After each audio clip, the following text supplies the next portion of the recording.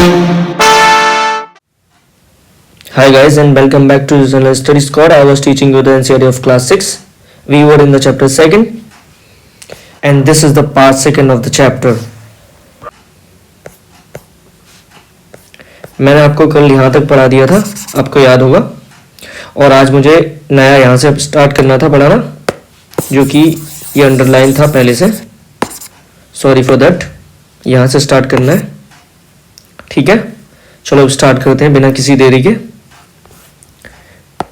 और ध्यान से इसको जो मैं अंडरलाइन कर रहा हूँ वो आपको खुद भी समझनी है और पढ़नी भी है साथ में, और ध्यान यहीं पर होना चाहिए आपका.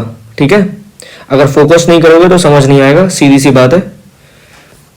ठीक है, चलो मैं स्टार्ट करता हूँ, आप ध्यान से पढ़ना. इसमें है, यहाँ से मैं स्टार्ट कर रहा हूँ, पृथ्वी के ताप कटिबंध. यानी इसमें बताया गया है पृथ्वी को कैसे टेम्परेचर जोन में बांटा जाता है. यानी ये सब टेम्परेचर जोन में बंटने का सिर्फ एक ही प्रकार और एक ही तरीका है. वो तभी बटेगा जब पृथ्वी पर सूर्य की किरणें आएंगी. ठीक, जब सूरज की किरणें पृथ्वी पर गिरेंगी तो temperature zone automatic he but जाएंगे. जहां ज्यादा जाएगी वहां उसे कुछ और बोलेंगे, जहां कम किरणें जाएंगी यानी जहां कम गर्मी जाएगी वहां टेम्परेचर जोन अलग होगा. यही हमें पढ़ना है इस चैप्टर में, सॉरी इस वाले पार्ट में. चैप्टर तो वही है सेम. चलो अब मैं इसको रेड कर लेता हूं, स्टार्ट करते हैं. कर्क रेखा एवं मकर रेखा के बीच सभी अक्षांश पर सूर्य वर्ष में एक बार दोपहर में सिर के ठीक ऊपर होता है. इसलिए इस क्षेत्र में सबसे अधिक ऊष्मा प्राप्त होती है तथा इसे उष्णकटिबंध कहा जाता है. ठीक है, मैं यहां तक पढ़ दे रहा हूं, फिर आराम से समझा दूंगा. कर्क रेखा तथा मकर रेखा के बाद किसी भी अक्षांश पर दोपहर का सूर्य कभी भी सिर के ऊपर नहीं होता है. ठीक, ध्रुव की तरफ सूर्य की किरणें तिरछी होती हैं या होती जाती हैं. इस प्रकार उत्तरी गोलार्ध में कर्क रेखा एवं उत्तरी ध्रुव व्रत, जो मैंने आपको कल समझाया था उत्तरी ध्रुव व्रत क्या होता है. दक्षिणी गोलार्ध में मकर रेखा एवं दक्षिणी ध्रुव व्रत के बीच वाले क्षेत्र का तापमान मध्यम रहता है, इसलिए इन्हें शीतोष्ण कटिबंध कहा जाता है. ये है शीतोष्ण कटिबंध और ये है उष्ण कटिबंध. इन दोनों का मैं डिफरेंस बताऊंगा कि शीतोष्ण कटिबंध किसे कहते हैं और उष्ण कटिबंध किसे कहते हैं. ठीक है, इसको इंग्लिश में बोलते हैं ट्रॉपिकल और इसको बोलते हैं इंग्लिश में टेम्परेट. ठीक है, ट्रॉपिकल ऐसे लिखते हैं, ट्रॉपिकल, ये ट्रॉपिकल रीजन है, और इसको इंग्लिश में बोलते हैं टेम्परेट जोन या टेम्परेट रीजन. इसी के माध्यम से और इन्हीं के आधार पर क्या होता है, सारे फॉरेस्ट वगैरह और जितने भी बायोम्स होते हैं वो इन्हीं के आधार पे ही स्थित होते हैं. ठीक है, और इन्हीं के आधार पे उनको कैटेगराइजेशन में डाला जाता है, उनकी कैटेगरीज बनाई जाती हैं अलग अलग. जो भी इस जोन में आएगा उष्ण कटिबंध वाले, उसमें ट्रॉपिकल फॉरेस्ट होते हैं, वो उनको ट्रॉपिकल फॉरेस्ट भी कहते हैं. समझ गए हो आप? पहले तो आपको यही समझना है इनको बोलते क्या है, फिर उसके बाद आपको खुद ही समझ आ जाएगा मैं क्या बोल रहा था. ठीक है, बस अभी आपको ये जानना था उष्ण कटिबंध को इंग्लिश में ट्रॉपिकल बोलते हैं और उष्ण कटिबंध को, सॉरी शीतोष्ण कटिबंध को टेम्परेट बोलते हैं. ठीक, क्लियर? चलो अब आगे चलते हैं. उत्तरी गोलार्ध में उत्तर ध्रुव व्रत तथा उत्तर ध्रुव तथा दक्षिण गोलार्ध में दक्षिण ध्रुव व्रत एवं दक्षिण ध्रुव के बीच के स्थान या क्षेत्र में ठंड बहुत होती है. समझ आया? और क्योंकि यहाँ सूर्य क्षितिज से ज्यादा ऊपर नहीं जा पाता या आ पाता, इसलिए ये शीत कटिबंध कहते हैं इनको. ठीक है, ये फ्रेजाइल होते थोड़े से, इनको थोड़ा ज्यादा, इनमें ऐसा है कि सीधी सी बात है, जहां रोशनी कम जाएगी और जहां ऊष्मा कम जाएगी वो ज्यादा ठंडा हो जाएगा. ठीक, इसीलिए जहां रोशनी कम जाती है और बहुत ज्यादा ठंडक हो जाती है उसको क्या, उस जोन को क्या बोलेंगे, शीत कटिबंध. क्लियर? चलो अब मैं समझा रहा हूं आपको डायग्राम से, बस आपको इतना ध्यान देना है कि मैं क्या बोल रहा हूं. ठीक है, एक second, just wait for a minute.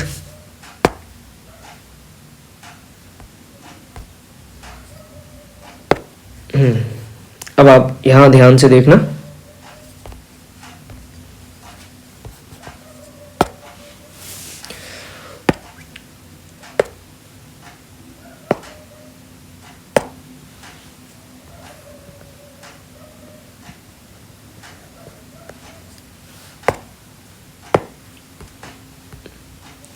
Late assume ये पृथ्वी है. ठीक है, इसको मैं जोन में बांटूंगा। अब ध्यान से देखना, बस कल वाला रिवीजन करके आना ताकि आपको सही से समझ आए। ये कौन सी लाइन है आपको याद है? इसको कल बोला था इक्वेटर, यानी ये वो है लाइन जो पृथ्वी को ऊपर और नीचे बांटती है 2 भागों में। उसका नाम है उत्तरी गोलार्ध, ऊपर वाले का, इसका उत्तरी गोलार्ध नाम है, इसका दक्षिणी गोलार्ध है। ठीक है, ये जो लाइन है इसका नाम मैंने कल बताया था, हिंदी में बोलते हैं इसको विषुवत व्रत या विषुवत रेखा। ठीक, और इंग्लिश में बोलते हैं इसको इक्वेटर सर्कल या इक्वेटर लाइन। इतना समझ आ गया? ठीक है। अब क्या होता है कि ये कितने डिग्री की होती है? ये होती है 0 डिग्री की। जस्ट मैंने इसके ऊपर बताई थी आपको 2 लाइन्स, और अगर आपको याद होगा तो आपको मैंने बताई थी, एक होती है 23.5 डिग्री पर, उसका नाम मैंने आपको बताया था, याद करना जरा, सॉरी 1 सेकेंड।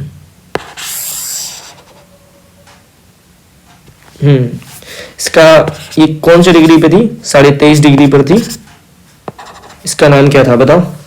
और एक ऐसी बिल्कुल सेम रेखा यानी लाइन नीचे भी थी 23.5 डिग्री पर, उसका भी नाम बताओ। ये रिवीजन करके ही आएगा, आपको ध्यान रखना। इसको बोलते हैं, देखो ये वाली थी, मैं इसका पेन चेंज कर ले रहा हूं और आपको दिखा दे रहा हूं।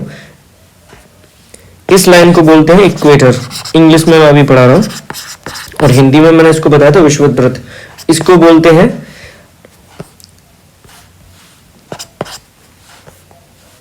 Tropic of Capricorn. ठीक, इसको बोलते हैं ट्रॉपिक ऑफ कैंसर।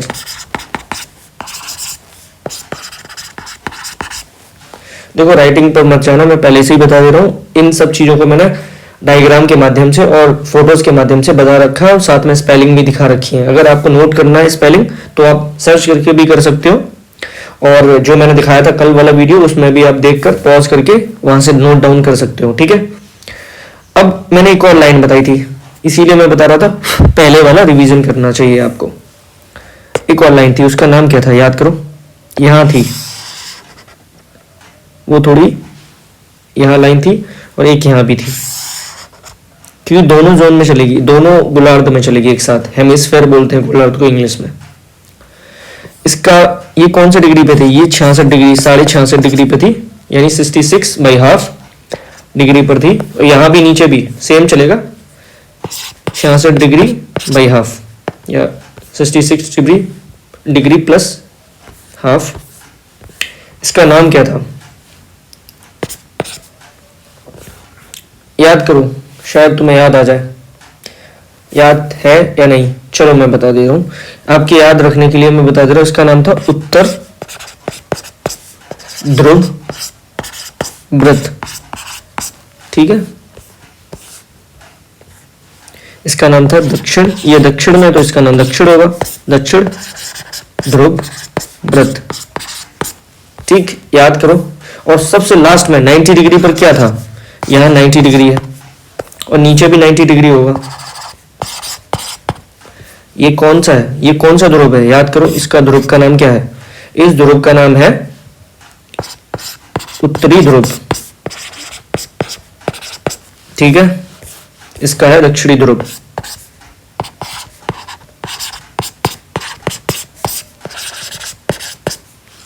ठीक, ये वाले जोन मैंने आपको कल बताए थे, सॉरी ये लाइन है, इन्हीं के माध्यम से जोन भी बताए जाते हैं। ठीक है, तो क्या होता है, सूर्य की किरणें कैसे आती हैं? देखो अगर मैं यहां सूरज बना देता हूं, देखो एक तो मेरी ड्राइंग अच्छी नहीं है, फिर भी मैं कोशिश करता हूं डायग्राम से ही।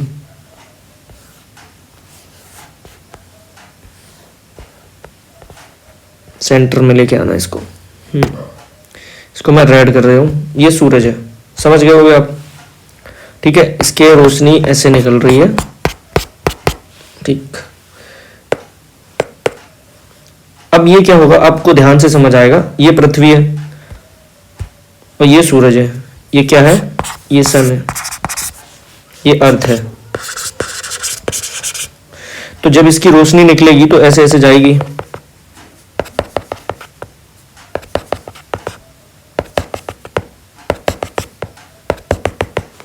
अब ये किस जोन पर ज्यादा जा रही है? ये देखो यहां से ये वाले जोन पर ज्यादा जा रही है ना, क्योंकि यहीं पे जा पाएगी। अगर इधर जाएगी तो ये ऐसी तिरछी हो जाएगी, अब ये ठीक से पड़ नहीं पाएगी इस पे, ये तिरछी जा रही है, यहाँ पे जाएगी तो यहाँ पे भी, यहाँ भी तिरछी ही जाएगी, यहाँ भी तिरछी, लेकिन डायरेक्टली सबसे ज्यादा कहाँ जाएगी, जहां सबसे ज्यादा गर्मी जा रही है वो इस रीजन में जा रही है, रेड वाले में, क्योंकि ये बिल्कुल सीधे है सामने। यहाँ बहुत तेज धूप लगती है, बहुत ज्यादा गर्मी होती है।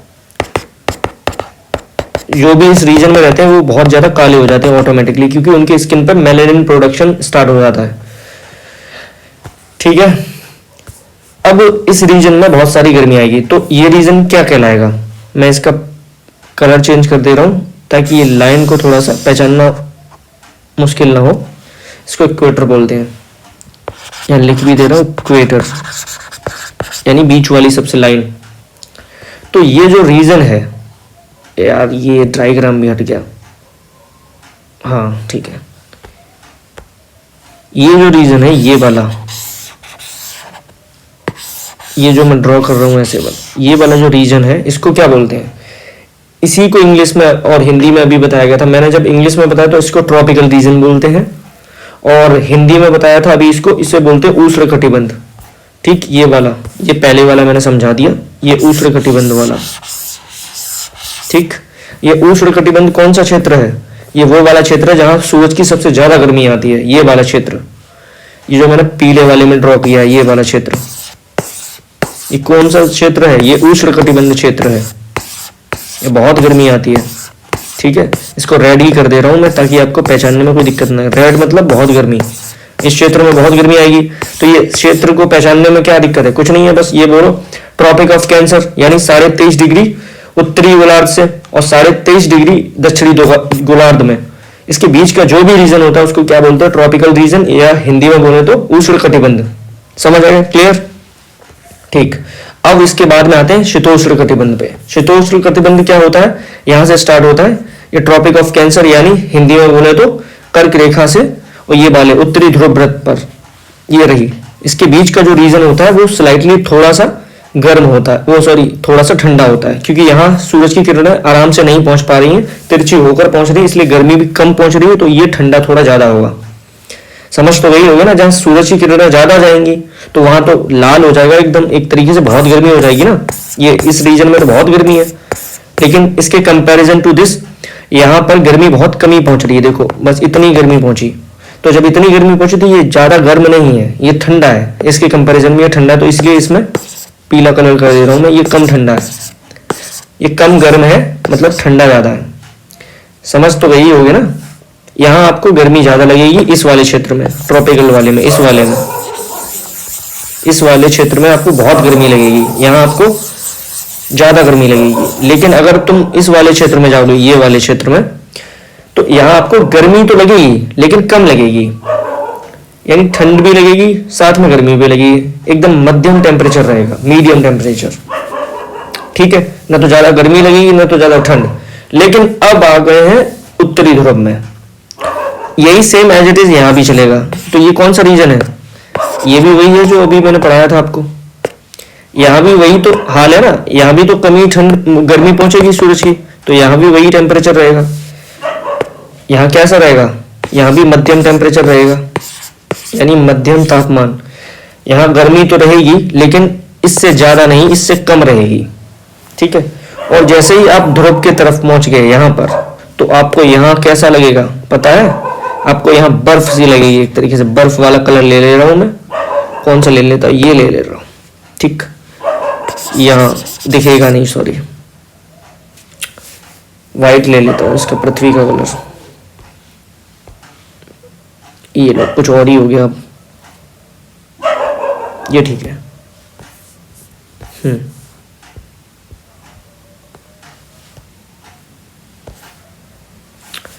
ये वाले, ये ठंडा है क्योंकि यहाँ बर्फ जम गई है, इसीलिए ब्लू कलर कर दिया। ठीक है, और यहाँ भी जमेगी क्योंकि सेम नीचे भी तो होगा भाई। ठीक, इतना समझ आ गया आपको? कैसे? अब यहां से उत्तर ध्रुव वृत्त से उत्तरी ध्रुव तक क्या होगा? कौन सा रीजन होगा? ये बहुत ठंडा रीजन होगा, यहाँ बर्फ जम गई होगी, परतों परत बर्फ जम गई होगी, बहुत मोटी मोटी परत बर्फ की। ठीक, यहाँ दक्षिण ध्रुव वृत्त से और दक्षिण ध्रुव तक इस रीजन से यहाँ तक और इस रीजन से यहाँ तक ये बर्फ वाले क्षेत्र है। ठीक है, आपको इतना समझ आ गया? बस देखो नॉइस को जो पीछे से आ रही है उसको थोड़ा सा इग्नोर कर देना, क्योंकि मैं कुछ नहीं कर सकता इसमें, it is not in my control, so please ignore it. Let's back to the topic and we focus please.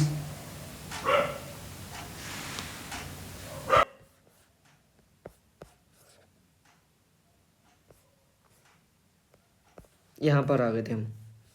ठीक है, देशांतर क्या है, आगे बढ़ते हैं। किसी स्थान की स्थिति को बताने के लिए उस स्थान के अक्षांश के अतिरिक्त कुछ और जानकारियों की आवश्यकता होती है। ठीक, आप देख सकते हैं कि प्रशांत महासागर में स्थित टोंगा द्वीप एवं हिंद महासागर में स्थित मॉरिशस द्वीप एक ही अक्षांश 20 डिग्री दक्षिण में स्थित हैं। उनकी सही स्थिति जानने के लिए यह पता करना होगा कि उत्तर ध्रुव को दक्षिण ध्रुव से जोड़ने वाली संदर्भ रेखा से पूर्व या पश्चिम की ओर इन स्थानों की दूरी कितनी है। ठीक, इन संदर्भ रेखाओं को देशांतरी यामोत्तर कहते हैं। ठीक, अभी मैं आपको दिखा भी दूंगा क्या कहते हैं। ये जो मैंने अभी बताया दक्षिणी देशांतरी यामोत्तर बोलते हैं। उनके बीच की दूरी को देशांतर के अंश में मापा जाता है। प्रत्येक अंश को मिनट में तथा मिनट को सेकंड में विभाजित किया जाता है। ये अर्धवृत्त हैं। उनके बीच की दूरी ध्रुवों की तरफ बढ़ने पर घटती जाती है। ये बहुत आसान है। एवं ध्रुवों पर शून्य हो जाती है। जहाँ सभी देशांतरीय यामोत्तर आपस में मिलती हैं वहाँ शून्य हो जाती है। अगर आपको समझ नहीं आएगा तो टेंशन लेने की ज़रूरत नहीं है, मैं आपको अगले वीडियो में भी समझा दूंगा और अभी भी समझा दूंगा। ठीक है, बस आप ध्यान से पढ़ते रहिए। अक्षांश समानांतर रेखाओं से भिन्न सभी देशांतरीय यामोत्तरों की लंबाई समान होती है, इसलिए इन्हें सिर्फ मुख्य संख्याओं में व्यक्त करना कठिन था। तब क्या किया, तब सभी देशों ने निश्चय किया कि ग्रीनिच, जहां ब्रिटिश राजकीय वेधशाला स्थित है, से गुजरने वाली यामोत्तर से पूर्व और पश्चिम की ओर गिनती शुरू की जाए। इस यामोत्तर को प्रमुख यामोत्तर कहते हैं। ठीक, इसका मान कितना रखा है, 0 डिग्री। जैसे कि उसमें बीच वाली लाइन का 0 डिग्री था, इसमें खड़ी वाली लाइन का 0 डिग्री है। यहाँ से हम 180 पूर्व एवं 180 पश्चिम तक गणना करते हैं। प्रमुख यामोत्तर तथा 180 यामोत्तर मिलकर पृथ्वी को दो भागों में या दो समान भागों में, पूर्वी गोलार्ध तथा पश्चिमी गोलार्ध में विभक्त करती हैं। इसलिए किसी स्थान के देशांतर के आगे पूर्व के लिए अक्षर पू लगाते हैं और पश्चिम के लिए अक्षर प लगाते हैं, उपयोग करते हैं।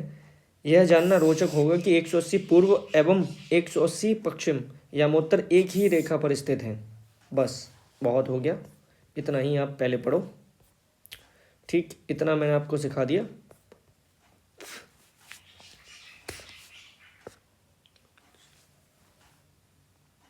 अब मैं दूसरा डायग्राम लेता हूँ ये समझाने के लिए।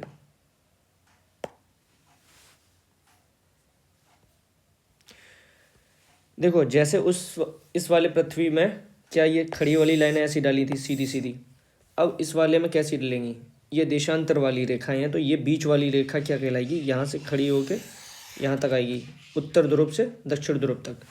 इसका नाम क्या है, इसका नाम है ग्रीनिच लाइन।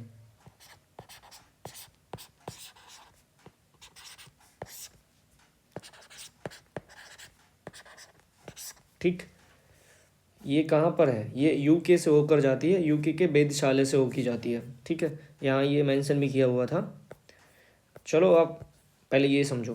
तो ये लाइन कैसी होती है, ये पैरेलल नहीं होती एक दूसरे की, पैरेलल होती हैं लेकिन एक साथ मिल जाती हैं। पैरेलल लाइन का मतलब होता है जो कभी भी एक साथ ना मिले, ऐसी रहें।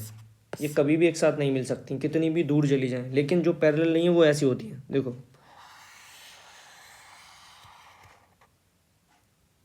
सॉरी ये ऑटो करेक्ट हो गया, just wait for a minute, मुझे ही ड्रॉ करनी पड़ेगी।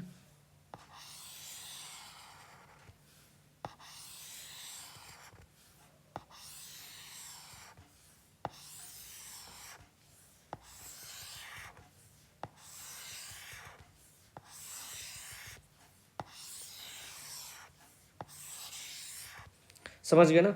देखो यहाँ क्या हो रहा है, ये बीच वाली जो लाइन है वो मुख्य लाइन है, यानी प्रमुख लाइन है, उसका नाम क्या है? देशांतर तो है, लेकिन ये कौन सी देशांतर? ये प्रमुख देशांतर रेखा है। इसका नाम क्या था? अभी जस्ट मैंने बताया था आपको, ये एक ही है जो पीली कर रहा हूँ मैं बस उसको थोड़ा सा अलग दिखने के लिए ऐसा कलर कर रहा हूँ। इस रेखा का नाम क्या था? ये रहा ग्रीनिच लाइन, ठीक। ये प्रमुख रेखा है जो यूके से होकर जाती है, यानी यूनाइटेड किंगडम से होकर जाती है, ठीक।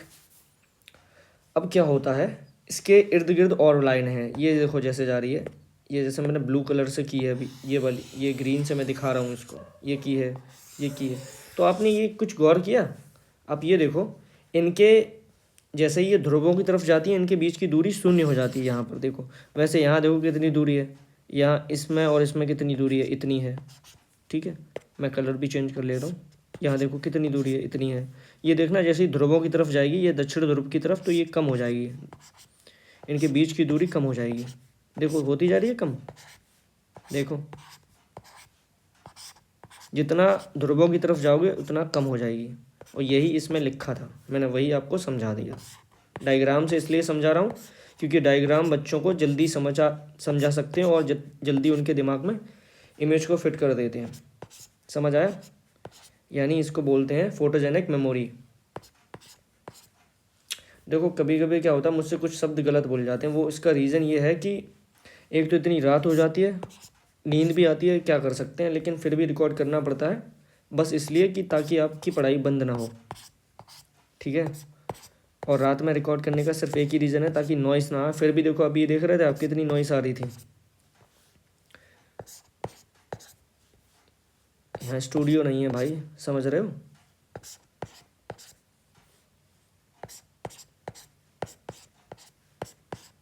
ये देखो कम हो रही ना दूरी, यहाँ जाके शून्य हो जाएगी, ज़ीरो, क्योंकि ये यहाँ मिल गई हैं रेखाएं। तो बस यही मैं समझा रहा था और यही यहाँ लिखा था, देखो अभी मैं आपको दिखा भी दे रहा हूँ, एक सेकेंड, देखो ये देखो लिखा, उनके बीच की दूरी ध्रुवों की तरफ बढ़ने पर घटती जाती है, ये लिखा है घटती जाती है। उनके बीच की दूरी ध्रुवों की ओर ध्रुवों की तरफ बढ़ने पर कैसी होती है? घटती है। तो ये देखो उनके बीच की दूरी क्या है? ध्रुवों की, जैसी ध्रुवों की तरफ बढ़ रहे हैं तो ये घटती जा रही है, मैंने अभी जस्ट दिखाया, देखो घटती जा रही है, जैसे ध्रुवों की तरफ पहुँचो और ये घटती जा रही है, यहाँ जीरो हो जाएगी, ध्रुवों पर जाके यहाँ जीरो हो जाएगी। यही इसमें बताया और यही मैंने आपको समझा दिया, ठीक है। यहाँ भी आपको ये बता दिया, अक्षांश समानांतर रेखाओं से भिन्न सभी देशांतरी व्योमोत्तर की लंबाई समान होती है, ठीक है। इनकी लंबाई समान होगी, क्योंकि लंबाई तो समान होगी ना, क्योंकि जितना लंबी ये वाली रेखा है उतनी ही लंबी ये वाली रेखा होगी, उतनी ही ये वाली होगी, चाहे कितनी भी बेंड हो जाए लेकिन आएगी तो इतनी लंबी ना।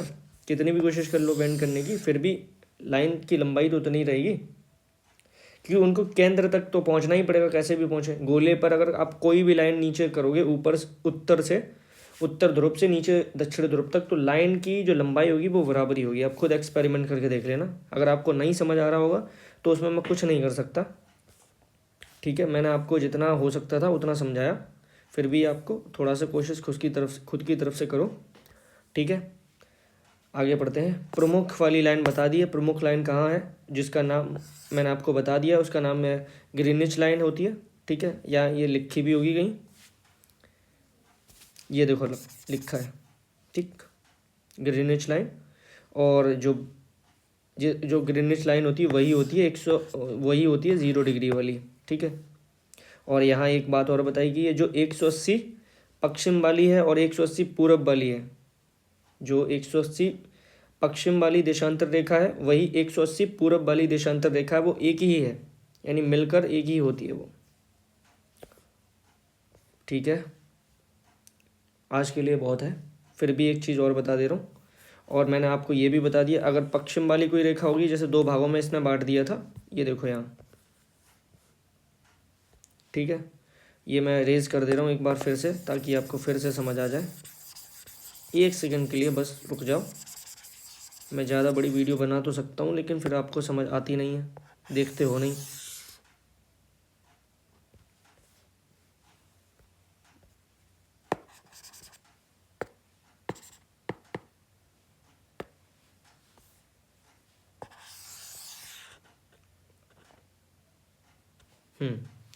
देखो जैसे लेटी हुई रेखा क्या करती थी, पृथ्वी को दो भागों में बांटती थी। उसका नाम क्या था, उत्तर वाले का उत्तरी गोलार्ध और दक्षिण वाले का दक्षिणी गोलार्ध। ठीक, इंग्लिश में बोले तो नॉर्दर्न हेमिस्फेयर और नीचे वाले साउदर्न हेमिस्फेयर। ठीक, और अगर आप इसी प्रकार एक और रेखा से बांटोगे पृथ्वी को दो भागों में, तो वो ये वाली खड़ी वाली लाइन होती है। इसका नाम तो अभी बताया था आपको, इसको देशांतर बोलते हैं, इंग्लिश में लॉन्गिट्यूड बोलते हैं, देशांतर रेखा है ये।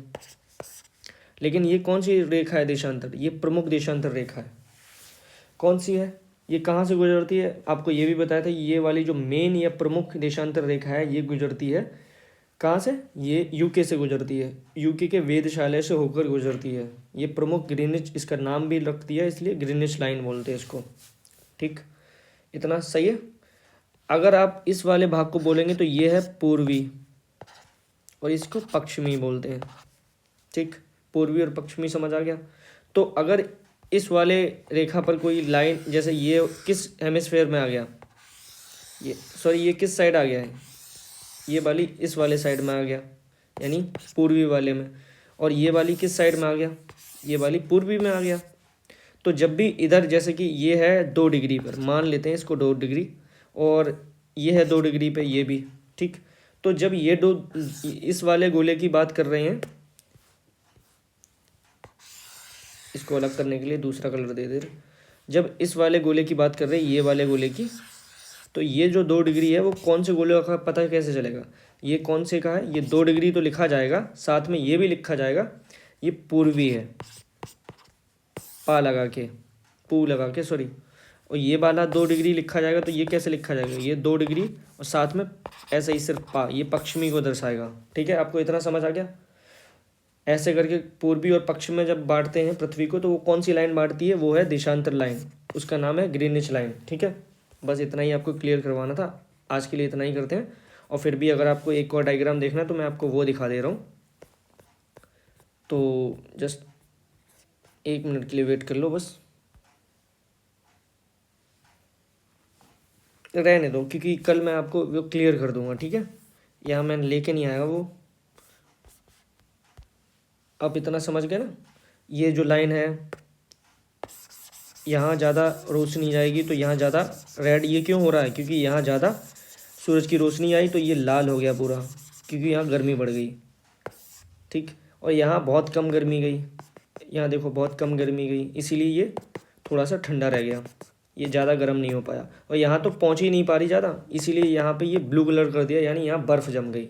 समझ गए, ये सब खेल इतना है, सूरज की रोशनी कहाँ ज़्यादा पहुँचेगी, जिस रीजन में सूरज की रोशनी ज़्यादा पहुँचती है उसको बोलते हैं ट्रॉपिक ऑफ या ट्रॉपिकल रीजन।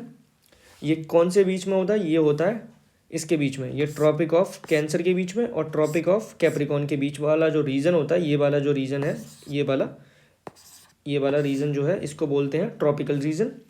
और ट्रॉपिक ऑफ कैंसर से उत्तर ध्रुव वृत्त के बीच का जो भी होता है उसको हम बोलते हैं टेम्परेट जोन। ठीक है, और हिंदी में बोलते हैं शीतोष्ण। ठीक, क्लियर, ठीक है। और ये इससे ऊपर वाले को जाओगे तो, और इससे ऊपर जाओगे तो इसको बोलते हैं फ्रिजिड रीजन, या हिंदी में बोले तो शीत क्षेत्र है। ठीक है, क्लियर, इतना तो समझ आ ही गया होगा। अभी आपको मैं एक डायग्राम भी दिखा सकता हूँ, 1 सेकंड के लिए वेट कर लो।